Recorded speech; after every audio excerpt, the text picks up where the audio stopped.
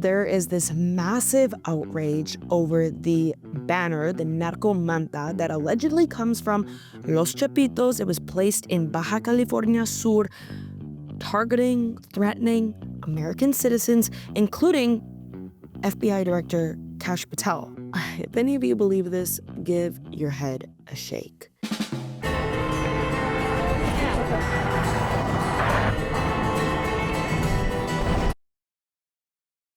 Thank you guys so much for tuning in to this episode of Borderland Dispatches, an Ironclad original brought to you by Ground News with yours truly, Katarina Schultz. One thing cartels will never do, the line they will never cross, and we've seen this in the history of time and in present day, they will never mess with their American clientele. They'll never give a reason for Americans to put U.S. boots on the ground, because all that means is increased conflict and a loss of money. And what do we know about the cartels, particularly even Los Chapitos, is they're not going to let anyone mess with their money, their financial pipeline. And who's their greatest financial pipeline? Who's their greatest consumer? Americans. We all know this. So why would they threaten them? Because they wouldn't. This banner absolutely did not come from Los Chapitos. And I think if you read between the lines, you'd all understand that any multi-million, billion-dollar corporation, organization would never do anything to directly harm the people that they profit off of or incite any sort of loss of business here. So who could it be?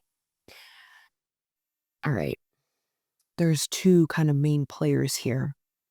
Anyone who wants to see the Chapitos crash and burn and be engaged by the U.S., and that could be a rival cartel or a rival faction, like Los Maitos, Maito Flacos, the very group who is in an active civil war with Los Chapitos, the very group whose leader, El Mayo, was betrayed by Los Chapitos and ended up in the United States and now in prison after having evaded any authority for years.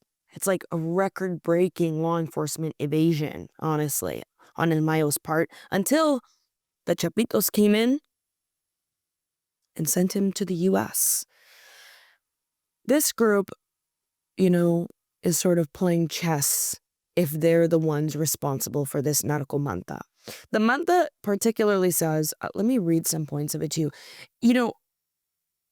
A main thing that I also took away from this banner is that, no offense to any of the criminals who listen to or watch my podcast, but a lot of the times, these banners are very hard to read in terms of the grammar and syntax and also the penmanship.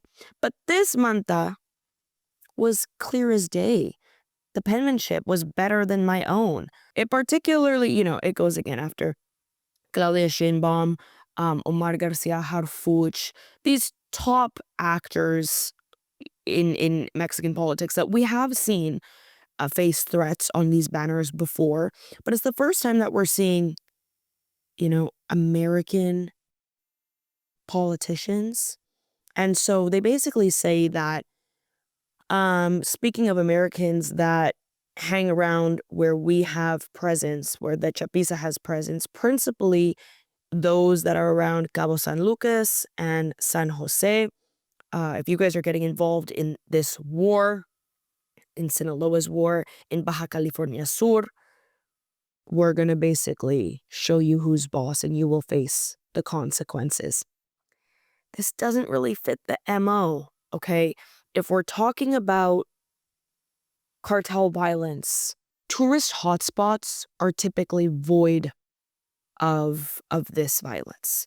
I mean, even when we're looking at the civil war going on in Sinaloa for the past year, Mazatlan, for example, has stayed out, for the most part, of all of this really amplified violence that's happened since El Mayo ended up in the United States. And of course, logistically, this is close and, it's a port city. It's also makes a lot of money. And that's one thing you guys have to understand. A lot of these major resorts and hotels are directly laundering money for the cartels. The cartels essentially operate there, selling drugs, sex, whatever it is. A lot of illegal activities are happening there. And so these resorts where American tourists are visiting and spending money to this cartel shadow economy, they're bringing in a lot of bills for these cartels. And they're not going to want to, in any way, ruin that. It absolutely goes against everything that their business model is based on, which is to an extent, lay low, run business, and make as much money as possible without facing any threats from law enforcement or federal governments. So if this really came from the Maito Flacos, they're playing chess here. It's their version of a Psy-Op.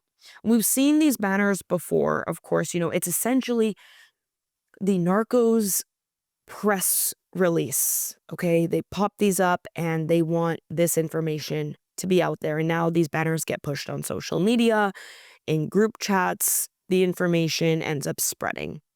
And we're seeing that this banner is essentially being taken at face value, which is also very ineffective when it comes to dealing with the cartels, understanding them, and reading into a lot of the nuance that comes with the way that they run their operations. As a journalist, one of the biggest challenges I face is cutting through all the noise and bias to find out what really happened. Too often, the same story is reported in completely different ways depending on the outlet and the agenda behind it. That's why for today's episode, I partnered with Ground News. It's one of the best tools to cut through all the noise and find out what's really happening.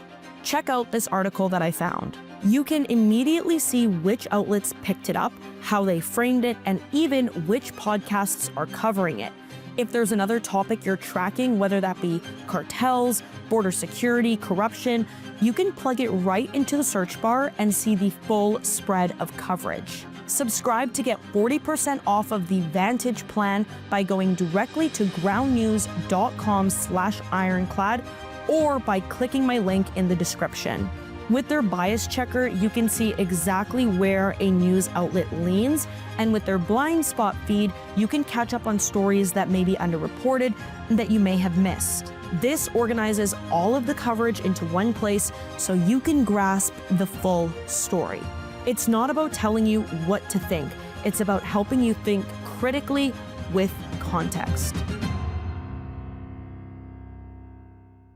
Hey guys, Sean Ryan here. I'm super excited to announce a project that I've been working on. I partnered with Ironclad for their newest original series, Target Intelligence Psy-Op. It's an 8-part audio experience where we find out who is really pulling the strings. Buy it today, it's psyopshow.com. Link is in the show notes. The stakes have never been higher. Another player that could be responsible for this banner is, of course, an individual or a group that wants to see a justified response, combat response to U.S. boots on the ground in Mexico targeting the cartels. Just recently, President Donald Trump announced that U.S. forces have engaged in combat activity with the Mexican cartels in Mexico. Is this banner perhaps the cherry on top to that justification to ensure that that can happen? Because, well, now Americans are being targeted. They want to get civilians that are in these areas. And they want our FBI director. Sorry, it's not funny. But I just typically have a problem when people are not thinking critically here. I couldn't tell you exactly who this Narco-Manta came from. I have a pretty good idea. But I couldn't pinpoint it to one individual or one organization. However, what I can say for sure is that this banner was not posted by the Chapitos. It completely goes against their MO. When we look at um, historically, when tourist areas have seen cartel violence, it's typically either been rival cartels vying for power or cartels fighting against the Mexican government. It has never been cartels against Americans. And even then, with that being said, typically tourist locations remain safe-ish from this. Really, a recent example that I can think of is when CG&G was vying for power in Puerto Vallarta and they started burning buses, and it was this whole fiasco. Yet, not a single American was killed or targeted during that sort of violent uprising. It defeats the whole purpose. I mean, you guys mention it to me all the time. Where is the number one demand for the drugs these cartels are supplying? The US. And anytime I've spoken to nefarious characters in this world, I hear the same thing over and over again. They don't want to engage in conflict with the beast that is the US government. Absolutely not. They have enough enemies. Rival cartels, the Mexican government, Mexican forces.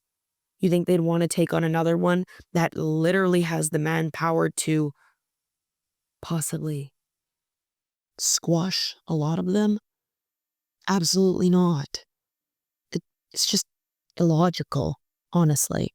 Not to mention, when this administration first declared cartels foreign terrorist organizations, and I went and I spoke to some people in organized crime, their response was, we don't want to engage with them. When I asked them about combat, we don't want to engage with them. They prefer to wait out the 4 years, see what happens in the next administration, and reevaluate. But they want to keep it low key and keep the money flowing.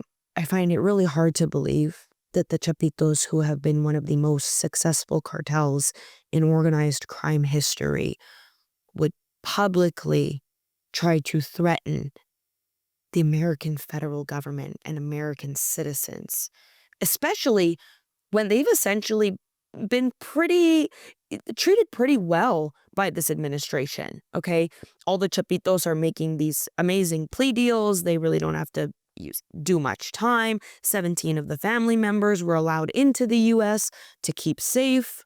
Why bite the hand that's kind of feeding you in a way? I think it's really important that we all stay critical when reading and absorbing this type of news and information, because when we're talking about the criminal underworld, there's typically a lot more than meets the eye when it comes to how they manage and announce their operations.